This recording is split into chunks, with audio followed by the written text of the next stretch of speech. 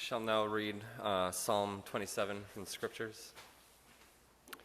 The Lord is my light and my salvation. Whom shall I fear? The Lord is my stronghold of my life. Of whom shall I be afraid? When evildoers assail me to devour my flesh, my adversaries and foes, they shall stumble and fall. Though an army encamp against me, my heart shall not fear. Though war rise up against me, yet I will be confident. One thing I ask of the Lord, that will I seek after, to live in the house of the Lord all the days of my life, to behold the beauty of the Lord, and to inquire in his temple. For he will hide me in his shelter in the day of trouble. He will conceal me under the cover of his tent. He will set me high on a rock. Now my head is lifted up above my enemies all around me, and I will offer in his tent sacrifices with shouts of joy. I will sing and make melody to the Lord. Hear, O Lord, when I cry aloud. Be gracious to me and answer me. Come, my heart says, seek his face. Your face, Lord, do I seek. Do not hide your face from me. Do not turn your servant away in anger. You who have been my help. Do not cast me off. Do not forsake me, O God of my salvation. If my father and mother forsake me, the Lord will take me up. Teach me your way, O Lord, and lead me on a level path because of my enemies. Do not give me up to the will of my adversaries, for false witnesses have risen against me, and they are breathing out violence. I believe that I shall see the goodness of the Lord in the land of the living. Wait for the Lord, be strong, and let your heart take courage. Wait for the Lord.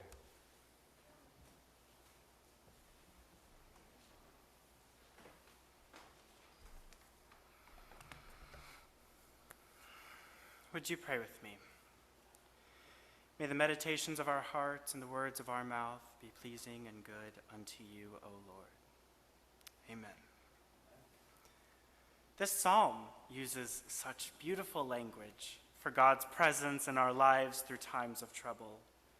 God will shelter me in their own dwelling. God will hide me in a secret place in their tent. God will set me high on a rock, and I will offer sacrifices to God in God's tent. I will sing praises to the Lord. The psalmist has named an important interchange here. When we are in trouble, God is responsive and right beside us.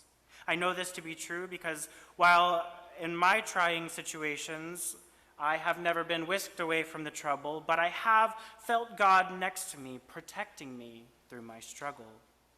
And as God protects us and is with us in the trials of life, we are then able to rest in the knowledge and the hope that God is near to us.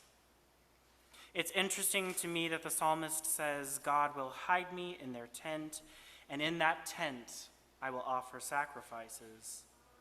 As God protects, the psalmist turns to spiritual practice. And I wonder how I too can begin to cultivate an instinct of spiritual practice when it feels as though the world is rising up around and against me. I see this psalm heading in a very specific direction. There's no doubt that there is a lot that could be done from the pulpit with this psalm, but I go straight to the final verses that say, I have sure faith that I will experience the Lord's goodness in the land of the living. Hope in the Lord. Let your heart take courage. Hope in the Lord. A spiritual practice that can be very easy to lose sight of is the spiritual practice of cultivating or seeking hope. Now, don't get me wrong, life can be tough, and day in and day out, I have no doubt that we all experience our share of stressors, fears, or heartache. But what would it look like for us to begin seeking hope in these times? I'm not saying we should become detached from what is happening in our lives or disassociative in a way that we stop processing our experiences. I am not asking you to embrace toxic positivity with the expectation that you pretend every gut-wrenching day has been the happiest, most fulfilling day of your life. That's not what I'm asking, because that wouldn't be honest, and quite frankly, it wouldn't be healthy or helpful to you or anyone around you.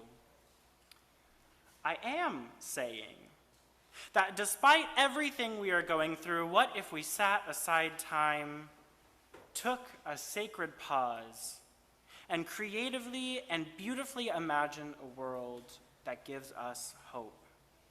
A creative imagining that may not necessarily end with happiness, but that may spark joy, awe, or wonder, despite what is happening around us and to us. So this morning, the sermon is going to look a little different. I am going to invite you into communal yet individual spiritual practice and encourage you to join me on a guided meditation to cultivate hope. I know that this may be very different from what you expect during a sermon. It is a very different sermon than I have ever given in the 5 years of giving sermons. For some, it may be outside of your general comfort zone, and that is okay. I only ask that you give it a try and participate to the extent that you are able. So to start out, I invite you to close your eyes and to take 3 deep breaths.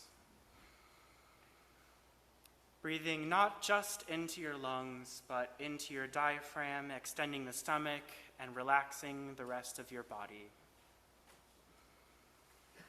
Relaxing the neck, the jaw, the shoulders, your arms and legs, and wherever else you might hold tension.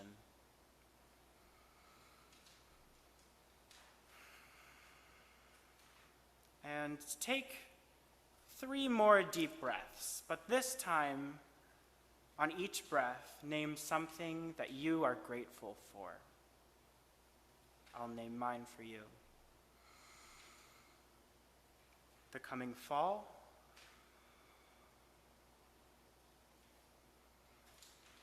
being present in my community of faith,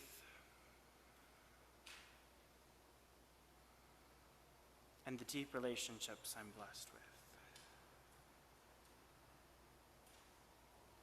Now, keeping your eyes closed and continuing to breathe deeply, come on a journey with me. Imagine you're visiting a beach. You're all alone, solitude, peace. No one is around, and you can see a long distance down the coast in both directions. Go ahead and choose a direction and just begin traveling there.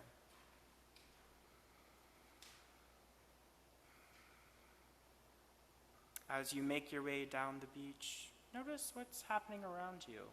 Notice what's happening in the sky. Is it bright blue with big fluffy clouds? Is it sunset or maybe sunrise?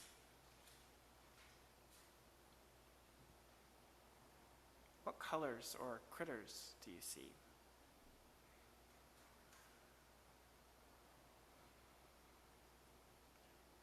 Notice the sound the ocean is making. Are the waves crashing in your landscape? Is the water calm? What else is around you? Notice the feel of the sand on your skin as you move along the beach.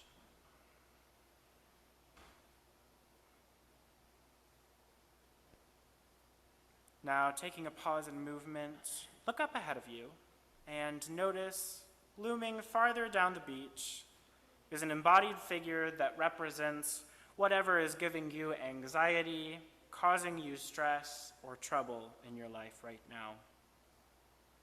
You can stay paused for a moment, continuing to breathe deeply, and knowing that not yet, but in a moment, you will begin moving toward that figure.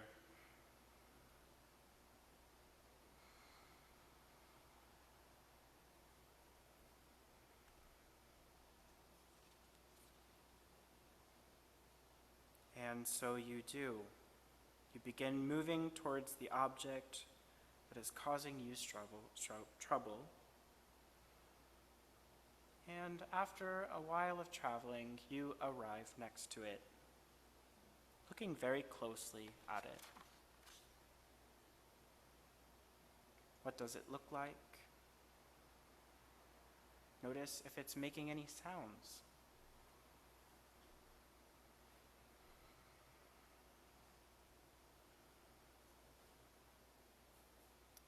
With another deep breath, I invite you to give that figure a hug. Wrap your arms around it and hold it in an embrace for a moment.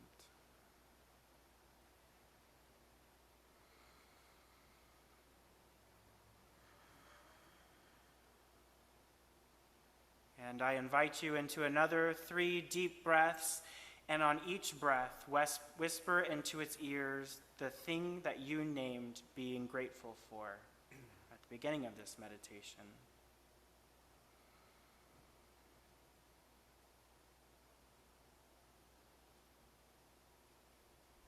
Notice with each breath and each naming of gratefulness, your anxiety figure shrinks and disappears.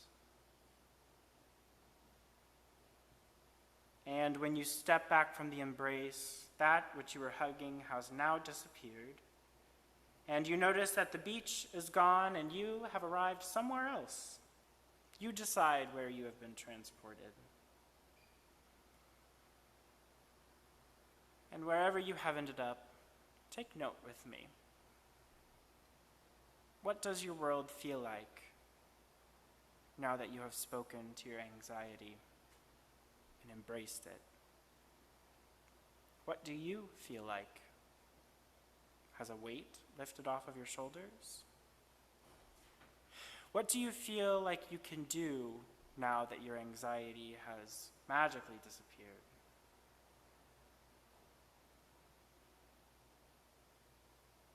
What possibilities for the world now exist since the anxiety is gone? Who can you now be?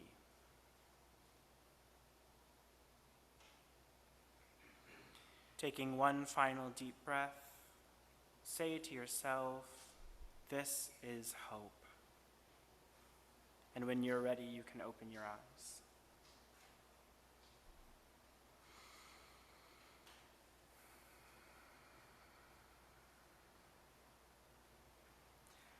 I do hope that this activity was something you were able to connect with and see the hope that lay in the possibilities of what can be. When I first began thinking of this sermon, I was thinking a lot about the evil in the world today. In fact, that's what David was naming in the psalm, all of the evil that he was trying to find reprieve from. And I thought, what would hope look like amidst the evil of the world? My immediate answer was that the world be purged of evil. That would be the most hopeful thing, right? If all the evil was just gone. And then I asked, what would a modern purging of evil look like? And I found my heart and my head doing this funny thing, thinking about Noah's Ark. That type of purging. If God had done it before, why could God not do it now? Sweep an arm across the world and rid us of the evil, the hatred, the disconcern for, and the discrediting of human life. Because that's the evil I see today, and sometimes another flood sounds like a great idea, as bad as it might sound, until I think about it and realize that I don't really want anybody dead. I don't want a flood.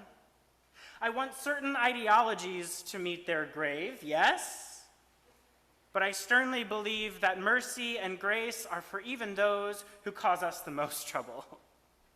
So no one deserves death, and I couldn't order it because I have a very strong theology of the sacredness of life, the sacredness of all creation and all of its diverse and beautiful manifestations. No, hatred must not be met with more hatred or even death. Hatred must be met with healing. If we want a mass purging of evil in the world today, the answer is not the flood. The answer is healing, being made new, and devoting our lives to honoring the lives of those who are frequently dishonored. This is what Jesus was pushing for. It wasn't rules and regulations, holding people at a distance or at a disadvantage to maintain our power. That isn't where we find our hope, or at least I hope it isn't.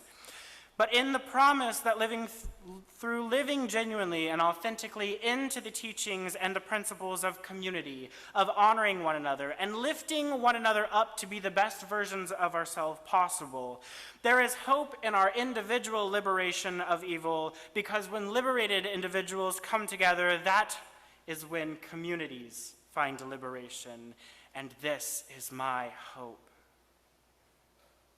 So in whatever you may be going through, know that there can still be hope.